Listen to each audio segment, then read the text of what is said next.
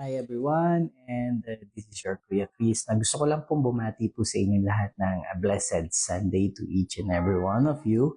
And kamusta po ang lahat? I am sure lahat po ay maayos at mabuti para sa under the grace of God, sa biyaya ng ating Panginoon. And maikli lang po ito, gusto ko lang po i-share sa inyo yung napakagandang verse na nabasa ko po nung isang araw, and I would like to share it with you. It is found in Ephesians chapter 1 verses 20 to 23, and I'm using the Message version of the Bible because mas maganda po yung pagkakasabi dito at yung translate niya, and it says like this. Please listen carefully mga kapatid. Sabi po dito, all this energy issues from Christ. God raised him from death and set him on a throne in deep heaven, in charge of running the universe, everything from galaxies to governments, no name and no power exempt from his rule, and not just for the time being, but forever. He is in charge of it all, has the final word on everything. At the center of all this, Christ rules the church. The church, you see, is not peripheral to the world, but the world is peripheral to the church. The church is Christ's body in which he speaks and acts, by which he fills everything with his presence. Mga kapatid, napakaganda po ng verse na yon. Sinabi po doon na ang ating Panginoong Jesus na siyang kakampi natin. Take note, kakampi natin.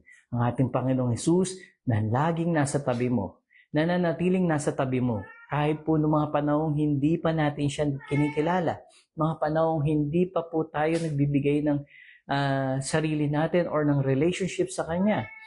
Yung pong panahon na tayo'y mga makasalanan, dahil sinasabi din po sa Biblia that Christ died for us while we were still sinners.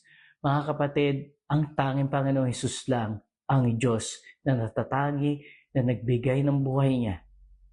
Regardless kung binigay mo yung buhay sa Kanya.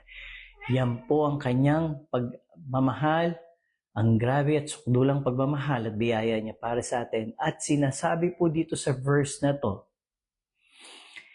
in charge of running the universe, everything from galaxies to governments, no name and no power exempt from His rule. Mga kapatid, ang Panginoon ang in charge sa lahat ng bagay.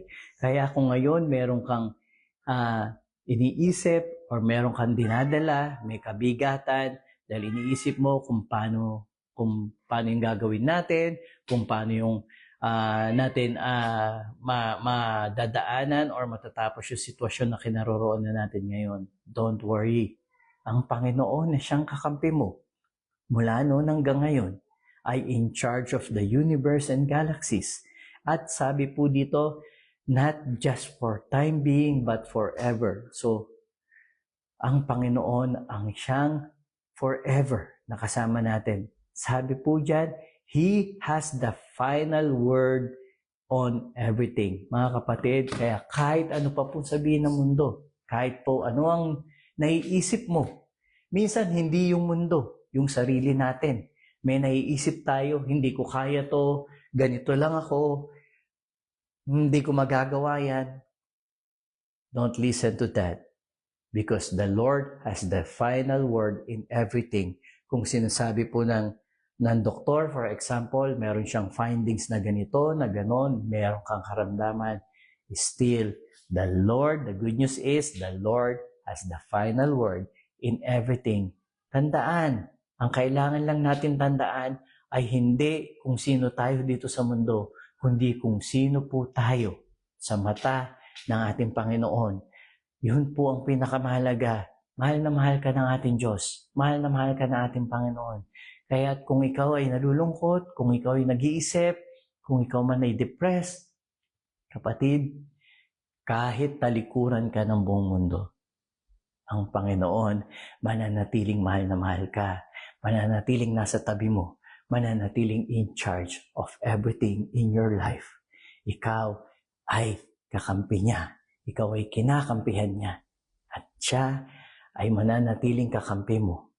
Regardless kung ano ka. Dahil ang mahalaga is kung sino siya.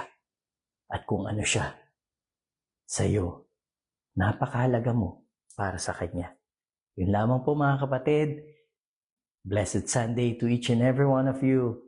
Stay blessed everyone. And I speak life.